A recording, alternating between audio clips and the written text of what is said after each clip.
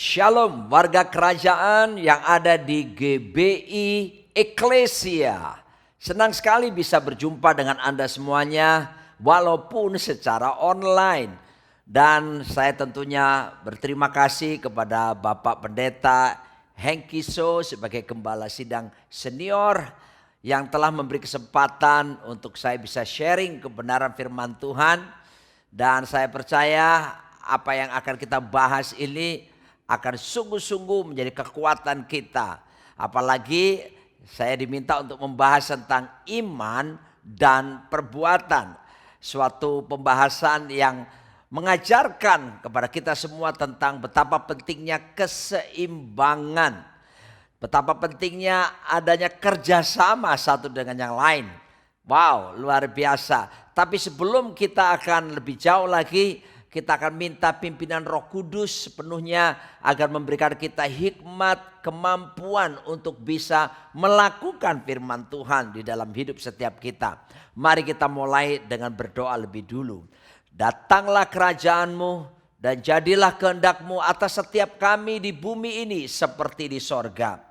Nyatakan diri-Mu Tuhan lewat firman-Mu, karena firman-Mu itu ya dan amin. Firman-Mu itu pelita bagi kaki kami, serta terang bagi jalan kami. Firman-Mu yang bila kami renungkan akan membuat kami bertindak hati-hati sesuai dengan segala yang tertulis di dalamnya. Sehingga dengan demikian perjalanan kami akan dibuat Tuhan menjadi berhasil. Dibuat Tuhan menjadi beruntung. Kami sungguh percaya langit bumi dan segala kemuliaannya dibangun manusia tidak kekal dan akan segera berlalu. Namun satu hal yang pasti, perkataan-Mu ya Tuhan, firman-Mu tidak mungkin akan berlalu melainkan kekal sampai selama-lamanya. Berfirmanlah, kami siap untuk mendengarkannya. Dalam nama di atas segala nama, Raja di atas segala raja, Tuhan kami Yesus Kristus. Amin. Haleluya. Firman Tuhan, tema tentang iman dan perbuatan. Sebelumnya saya akan mengajak saudaraku untuk melihat ada hal-hal yang misteri dalam kehidupan manusia. Kita sudah mengalami pandemi 1,5 tahun lebih ini. Dan saudaraku dikasih Tuhan, tentu tidak mudah kita menghadapinya. Ada beberapa saudara, selain saudara terpapar, tapi ada juga beberapa daripada kita telah mengalami duka cita bagaimana orang-orang dikasihi. Mereka pergi mendahului setiap kita dan kembali ke rumah Bapa Sorgawi. Saudaraku dikasih oleh Tuhan Yesus Kristus, sebab itu kita melihat bahwa sungguh-sungguh 1,5 tahun ini banyak hal, yaitu sesuatu yang bersifat misteri kita alami. Saya akan tunjukkan bagaimana misteri kehidupan itu. Yang pertama, there are questions in life we can never answer. Ada banyak hal dalam hidup ini saudaraku. Ada banyak pertanyaan yang gak bisa kita jawab saudaraku dikasih Tuhan. Ya, sampai sekarang pun para ahli-ahli masih berpikir bagaimana ini bisa terjadi. Pandemi seperti ini. Dan apakah ini menjamin bahwa pandemi ini akan berhenti. Dan apakah menjamin bahwa tidak akan ada lagi di waktu yang akan datang pandemi dan sebagainya. Dan sebagainya. Ada banyak pertanyaan. Kita sebagai manusia nggak bisa menjawabnya. Inilah misteri kehidupan. Ya, lalu kemudian juga misalnya apa? Tidak ada orang bisa memastikan kapan dia meninggal. Pertanyaannya kapan ya saya meninggal? Tidak ada yang bisa memastikan. Yang kedua, there are things in life we can never explain. Kita nggak bisa jawab. Ada banyak hal yang nggak bisa kita jelaskan, saudaraku. Ya, wow, kenapa? Keterbatasan pikiran kita. Tuhan pencipta langit bumi yang luar biasa ini. Dan kita hanya memiliki otak yang sebesar ya let's say bakpao. Bagaimana kita bisa menjelaskan kejadian keruwetan atau kerumitan alam semesta. Bagaimana bisa matahari, bulan, bintang dan semua planet. Bahkan saya pernah pergi ke Kennedy Space di Florida, Amerika. Bagaimana saya menyaksikan di sana. Bagaimana teleskop Hubble itu menunjukkan bahwa tata surya alam semesta ini itu miliaran planet adanya. Dan ada galaksi itu bukan cuma satu tapi banyak galaksi. Dan saudaraku dikasihi Tuhan, bagaimana itu bisa terbentuk? Kita nggak bisa jelaskan. Itulah misteri kehidupan. Yang ketiga, there are things in life we can never change. Banyak hal dalam hidup ini kita nggak bisa rubah. Contoh, siapa yang bisa merubah pasangan kita? Tentu bukan kita yang bisa merubah. Hanya orang tersebut dan Tuhan yang bisa merubahnya. Oleh sebab itu banyak hal misteri. There are things in life we cannot control. Banyak hal dalam hidup ini tidak bisa kita kendalikan. Oh saudaraku dikasihi Tuhan. Kenapa? Keterbatasan kita sebagai manusia. There are things in life we cannot stop. Nah itu dia. Tidak ada orang misteri selanjutnya. Kita nggak bisa, banyak hal nggak bisa kita hentikan. Contoh sederhana. Apakah ada di antara Anda bisa menghentikan denyut jantung Anda sendiri? Nggak mungkin kan? Saudaraku, itulah keterbatasan kita sebagai manusia. Ini misteri kehidupan. Tapi juga there are things in life we are not responsible for. Banyak hal dalam hidup ini kita sendiri pun dalam kehidupan kita, bukan kita yang mesti harus bertanggung jawab untuk semuanya. Masing-masing orang punya bagiannya sendiri-sendiri. There are things in life we cannot exit. Ada banyak dalam hidup ini saudaraku, di mana kita nggak bisa lampaui. Kenapa? Sekali lagi, kita manusia terbatas adanya. Dan saudaraku dikasihi Tuhan, perlu kita melihat dari hal yang ini, kita bisa melihat betapa kita harus mengakui lebih lagi, apalagi di masa pandemi seperti ini, kita semakin bisa melihat kedaulatan Tuhan itu. Ya, bahkan anything bad can happen, but God still sit on the throne. Sesuatu yang buruk bisa terjadi, tapi jangan lupa loh, Tuhan itu tetap duduk di takhta. Dia tidak pernah kecolongan sekalipun adanya pandemi ini. God still in control. Tuhan tetap dalam kendalinya. Sebab dia yang berdaulat, dia yang maha kuasa. Kita manusia, we are still human being. Let God be God. Kita ini masih manusia biasa. Biarkan Tuhan tetap menjadi Tuhan. Ada bagian Tuhan, ada bagian kita. Nah, oleh sebab itu kita akan lanjutkan tentang pembahasan iman dan pengharapan ini. Saya akan memulai dengan prinsip-prinsip lebih dulu. Ya, karena bicara soal prinsip ini bicara sesuatu yang gak bisa berubah, sesuatu yang baku, sesuatu yang penting dan harus terjadi seperti itu. Yang pertama, prinsip iman dan perbuatan. Dalam Yakobus 2 ayat 17 berkata, demikian juga halnya dengan iman. Jika iman itu tidak disertai perbuatan, maka iman itu pada hakikatnya adalah mati. Wow. Prinsip yang pertama jelas ya. Iman tanpa perbuatan mati. Sebab itu tema yang diberikan kepada saya ini penting sekali. Terima kasih Pak Hengkiso.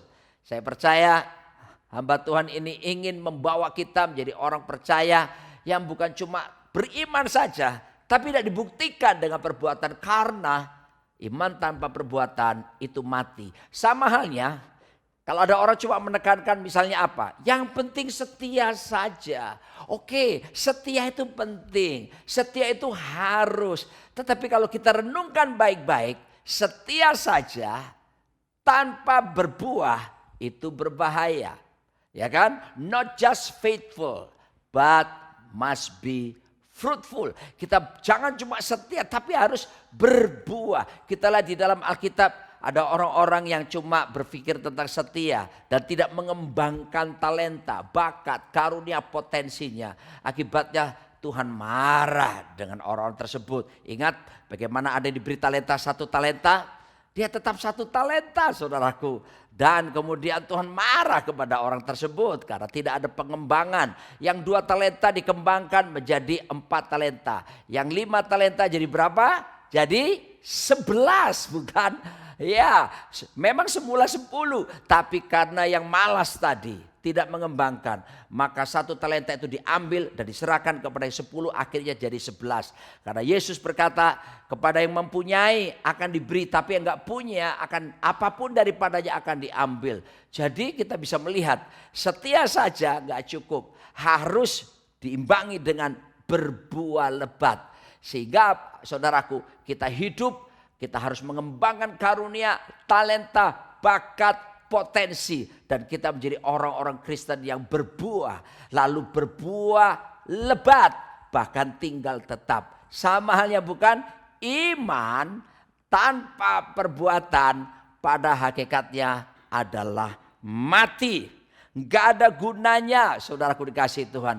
Sebab itu dua-duanya harus bergerak bersama-sama. Prinsip yang kedua, kita bisa melihat dalam Yakobus pasal yang kedua ayat 20. Di sana dikatakan, hai manusia yang bebal. Bahasa Inggris dikatakan foolish, ya, bodoh, bebal. Maukah engkau mengakui sekarang bahwa iman tanpa perbuatan adalah iman yang kosong. Waduh, iman tanpa perbuatan. Kalau yang pertama tadi mati, iman tanpa perbuatan yang kedua ini kosong. Ya saudaraku, kalau orang Surabaya bilang benar, nol potol saudaraku ya. Betul-betul saudaraku kosong. Oh saudaraku, siapa saja orang mau makan ya pepesan yang sedap gitu ya. Wah kelihatan daunnya habis ada di proses panggang ataupun direbus. Menarik sekali saudaraku. Begitu dibuka pepesannya kosong saudaraku. Tidak ada isinya apa-apa. Mengecewakan bukan? Nah demikian iman tanpa perbuatan itu kosong. Saudaraku, sebetulnya sama dengan orang yang punya harapan tapi harapannya palsu. Harapan, kalau orang hidup kan harus ada harapan. Kita bisa kehilangan harta, kita bisa kehilangan saudaraku teman. Tapi ada yang bilang jangan sampai kehilangan harapan. Nah makanya dalam unsur pengharapan kita lihat tidak bisa remehkan pengharapan. Karena di Alkitab kita lihat dalam 1 Korintus pasal yang ke-13. Wow, kalau saya boleh ilustrasikan ada pertandingan unjuk kebolehan siapa yang terbesar, siapa yang terhebat. Ya, wah pesertanya apa saudaraku? Ini pertunjukan misalnya di sorga. Ya, apa itu? Yang pertama muncullah orang bernubuat. Tepat sekali nubuatannya, tidak meleset. Wah orang tepuk tangan. Lalu ada lagi orang yang punya karunia apa? Penglihatan. Waduh, penglihatannya sampai spektakuler, luar biasa. Orang mengakui hebat. Ya, semua unjuk gigi saudaraku, karunia-karunia. Saudaraku, akhirnya Dewan Musyawarah Sorga menetapkan tinggal 3 finalisnya saudaraku. Yaitu apa? Iman, pengharapan, dan kasih. Wah, lalu pertandingan dilanjutkan, harus menemukan juara ya, yang terbaik dari semuanya. Dan Alkitab menjelaskan justru kasihlah yang terhebat, kasih yang terunggul, yang terbesar dari segala sesuatu. Tapi kalau dibilang 3 besar saudaraku, di sorga dan di bumi, 3 besar adalah iman, pengharapan, dan kasih. Nah perhatikan baik-baik, kita sedang membahas iman dan perbuatan. Tentunya kalau saya boleh ilustrasikan seperti pengharapan. Seharusnya pengharapan itu saudaraku ada aspek, ada unsur-unsur berikutnya. Kalau orang punya pengharapan, apalagi di masa pandemi, banyak orang mengalami kesulitan ekonomi. Sampai kapan ini bisa selesai? Tapi kalau kita bisa kuat, karena apa? Karena kita punya pengharapan. Kenapa? Karena kita tahu Yesuslah pokok pengharapan kita. Yesuslah jangkar saudaraku. Pengharapan seperti jangkar. Dan itu dipautkan dengan batu karang sejati yaitu Yesus Kristus. Sehingga pengharapan kita tidak berkesudahan dan itu pasti. Karena pengharapan mengandung 3 unsur. Yang pertama adalah expectation. Wah, orang berharap itu ada ekspektasi yang sedang ditunggu. Jadi ada unsur menunggunya. Tapi yang kedua pengharapan juga harus ada apa? Antisipasi. Ya, mengantisipasi artinya apa? Setelah kita tahu ada unsur menunggunya, sekarang kita sudah berpikir tindakan apa yang akan kita ambil sampai harapan itu menjadi kenyataan. Jadi antisipasi. Dan unsur yang ketiga yang tidak kalah pentingnya, itulah yang disebut dengan confident, rasa percaya, rasa yakin bahwa pengharapan itu pasti terwujud. Nah bayangkan saudaraku, kalau ada harapan tapi tidak ada confident-nya, tidak ada keyakinannya, tidak ada antisipasi, tidak ada ekspektasinya saudaraku. Artinya apa? Harapannya kosong, harapannya sia-sia, sama Ketika iman tanpa disertai dengan perbuatan, itu iman yang kosong. Anda boleh hebat dalam hal iman, tapi kalau tidak ada tindakan nyata saudaraku, maka Alkitab menjelaskan iman kita iman yang kosong. Prinsip yang ketiga, dalam Alkitab dalam Yakobus pasalnya kedua ayat 22, di sana dikatakan kamu lihat bahwa iman bekerja sama dengan perbuatan-perbuatan. Dan oleh perbuatan-perbuatan itu iman menjadi sempurna. Wow. Dan kita melihat prinsip berikut ini. Iman harus bekerja sama dengan perbuatan. Saudaraku dikasih Tuhan. Dengan kata lain, tidak bisa berdiri sendiri-sendiri. Makanya butuh dua-duanya bekerja sama. Kalau saya boleh ilustrasikan seperti apa? Seperti hubungan suami istri. Harus ada dua pihak. Ada suami dan juga ada istri, saudaraku dikasih Tuhan. Gak bisa salah satunya lebih lagi daripada yang lain. Dua-duanya harus membangun kerjasama yang manis. Sehingga keutuhan rumah tangga bisa mengalami sorga nyata di tengah rumah tangga tersebut. Sebab kata rumah tangga, household, dalam bahasa Ibrani kita kenal dengan kata bait.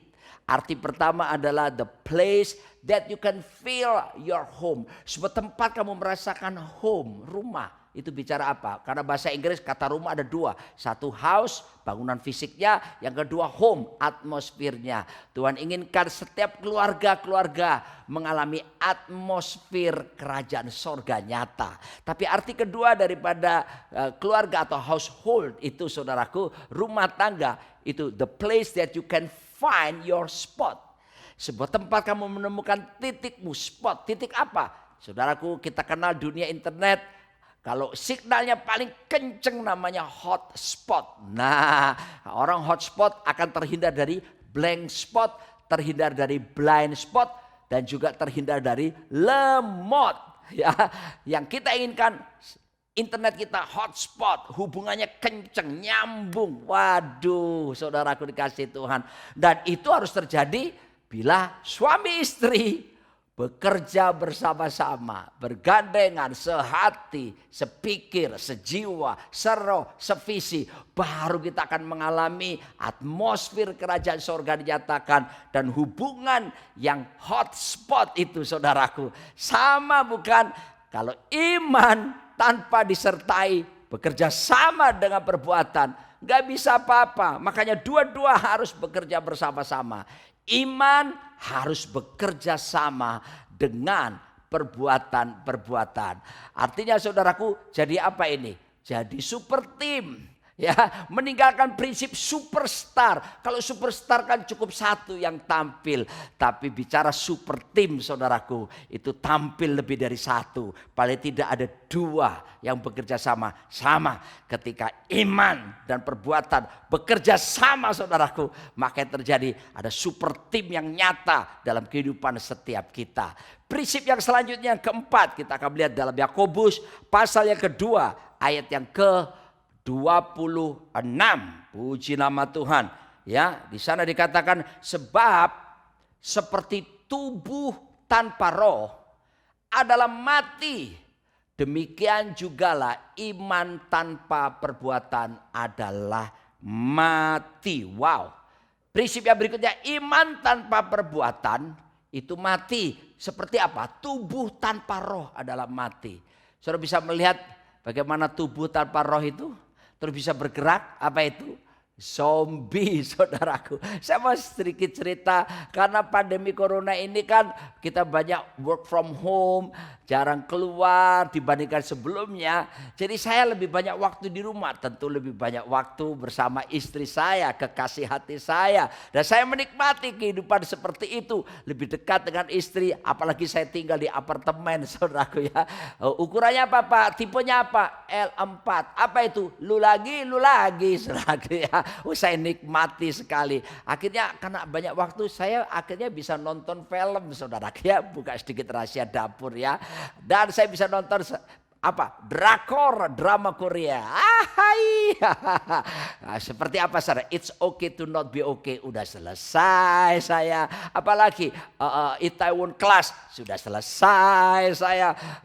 Apalagi Startup. Oh, udah selesai. Bahkan saya sempat nonton saudaraku, yaitu serial drama Korea, apa itu? Kingdom. Wah, saya berpikir, wah, bicara soal kingdom ini, wah, bagus ini. Kita akan melihat tentang kerajaan-kerajaan saudaraku. Karena saya berpikir saya suka sekali tentang kisah kerajaan Yoseon dan sebagainya. Ternyata saudaraku memang di situ kingdom, kisah tentang kerajaan. Tetapi yang dikisahkan itu adalah ada zombie saudaraku, ini kasih Tuhan. Ya sudahlah, akhirnya ya untuk hiburan ya saya nonton saudaraku, dikasih Tuhan. Tapi saudaraku itu kan film. Mana ada kenyataan zombie sesungguhnya itu. Nggak bisa dong, tubuh udah mati, rohnya udah pergi. Tahu-tahu bisa melek lalu bisa jalan saudaraku. Lalu kemudian bisa memangsa manusia yang masih hidup. Impossible. Kan ada lagunya ya. Itu semua tidak mungkin. Mari saya mau katakan, iman tanpa perbuatan itu seperti tubuh tanpa roh adalah mati. Saudaraku, tidak ada gunanya lagi. Prinsip yang berikutnya, yang kelima, saudaraku dikasih Tuhan, dalam Roma pasal 14 ayat yang ke-23. Alkitab menjelaskan, tetapi barang siapa yang bimbang, kalau ia makan, ia telah dihukum karena ia tidak melakukannya berdasarkan iman. Dan segala sesuatu yang tidak berdasarkan iman adalah dosa. Wow, saudaraku, artinya saudaraku, prinsip berikutnya, perbuatan sekarang, kalau tadi iman tanpa perbuatan mati, kosong. Ini sekarang perbuatan pun tanpa disertai iman, kita bilang adalah dosa. Wah, saudaraku dikasih Tuhan, jadi mesti ada dasar imannya juga. Anda boleh melakukan perbuatan hebat, Anda boleh kasih persembahan hebat, jumlah tertinggi dari yang lainnya, tapi tanpa disertai dengan iman yang benar. Tentu imannya didasarkan atas kebenaran firman Tuhan. Di mata Tuhan itu nol. Bahkan Alkitab menyebutkan dalam Roma pasal 14 ayat 23b, dan segala sesuatu yang tidak berdasarkan iman, termasuk perbuatan kita yang kelihatannya keren, hebat, tanpa iman, itu adalah dosa. Saudaraku yang dikasih Tuhan, saya teringat pernah saya baca satu buku saudaraku yang menjelaskan good without God zero. Ya, saudara itu good, G-O-O-D dikurangi G-O-D yang adalah Tuhan sama dengan nol. Saudaraku dikasih Tuhan. Bukankah 1 Korintus pasal 13 waktu membahas soal kasih itu, Rasul Paulus berkata, if I speak in the tongue of man and of angels but have not love, dikatakan I'm a noisy gong or a clanging cymbal. Ya, itu bicara apa? Kalau aku bisa berkata dengan semua bahasa manusia, bahkan bahasa malaikat, ya, tapi tanpa kasih, saudaraku dikasih Tuhan, dikatakan aku seperti gong yang berkumandang, canang yang gemerincing. If I give my body to be burned but have not love, I'm in vain. Kalaupun aku memberi tubuhku dibakar, keren ya. Wah, kan seperti pahlawan itu. Demi membela orang lain, saya rela mati. Tubuh saya dibakar. Tapi tanpa kasih, maka semuanya sia-sia belaka.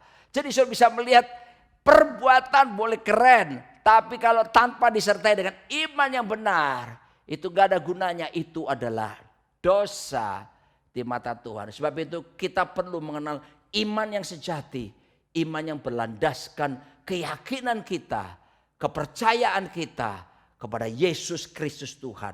Di luar itu saudaraku, saya berpikir itu bukan iman saudaraku. Apa itu saudaraku? Nekat. Prinsip yang keenam, kita akan melihat firman Tuhan.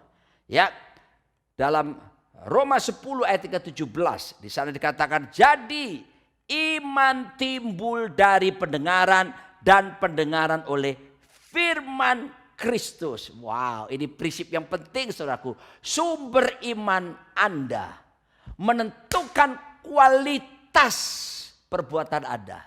Dan Alkitab menjelaskan sumber iman kita tentunya yaitu firman Tuhan. Kalau sumber iman bukan firman saudaraku, itu namanya nekat Pak. Sebab itu mari kita kembali kepada firman, kita rajin baca Alkitab, renungkan siang malam. Karena membaca, iman datang dari pendengaran akan firman Kristus. Dan akibatnya saudaraku, iman yang kita yakini, yang kita pegang itu, yang sudah kita miliki, kita laksanakan, kita praktekkan, kita lakukan sehingga iman tidak menjadi sia-sia.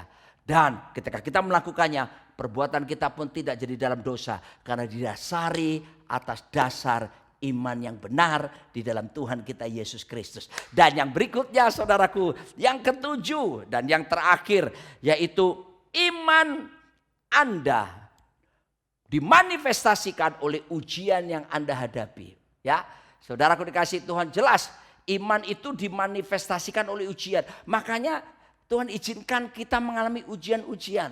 Ada pencobaan yang diizinkan terjadi. Tujuannya apa? Itu bukan berarti bahwa Anda mesti salah, Anda punya kekeliruan. Tidak. Demi meningkatkan iman kita, maka Tuhan izinkan, Tuhan seringkali adakan pergumulan. Diizinkan. Daud berkata bahwa aku tertindas itu baik bagiku, supaya aku belajar ketetapan-ketetapanmu. Kitab Ayub menjelaskan kalau Tuhan menguji aku, maka aku akan keluar seperti emas. Jangan ditengking saudaraku ujian-ujian kehidupan. Jangan ditengking. Hadapi dengan penuh ucapan syukur. Hadapi dengan iman yang teguh. Dan respon dengan tindakan tentunya. Yaitu mengucap syukur. Jauhkan dari segala persungut-sungutan. Jangan salahkan siapa. Apalagi salahkan Tuhan saudaraku.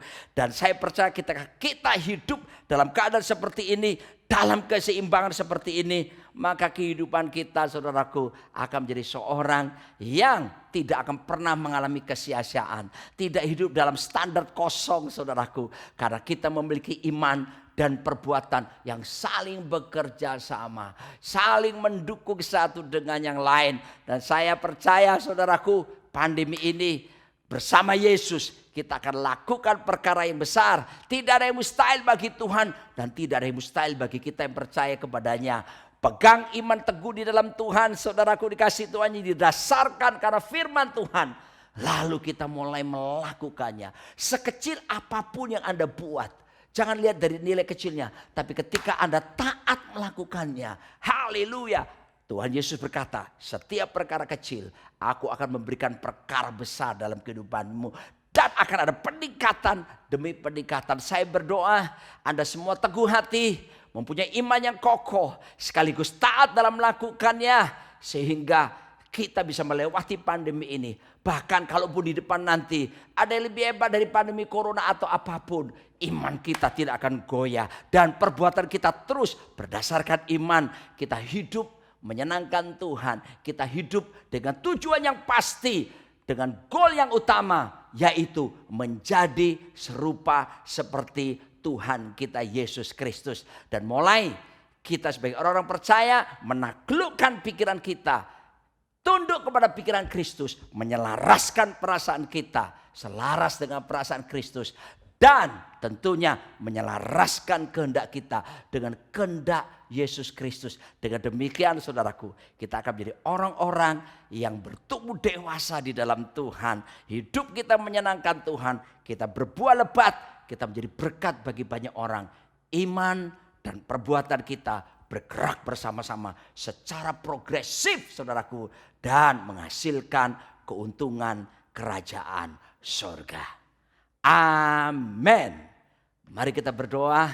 Meteraikan firman di hati kami. Dan jadikan kami pelaku-laku firman-Mu. Pelaksana-pelaksana kehendak-Mu. Yang didasarkan atas iman yang datang dari pendengaran akan firman-Mu ya Tuhan. Keseimbangan ini biarlah terjadi. Dan hidup kami bertumbuh dewasa, berbuah lebat, tinggal tetap Tuhan. Di tengah goncangan apapun, kami tetap teguh berdiri, sebab kami memiliki kerajaan yang tidak tergoncangkan. Berkati seluruh jemaat-Mu, supaya mereka tetap berdiri teguh dalam dasar iman, dan tetap konsisten melakukan kebenaran firman-Mu dalam hidup mereka. Dan mereka akhirnya semakin berjalan menyerupai Tuhan kami Yesus Kristus. Dalam nama Yesus, Raja di atas segala raja. Amin.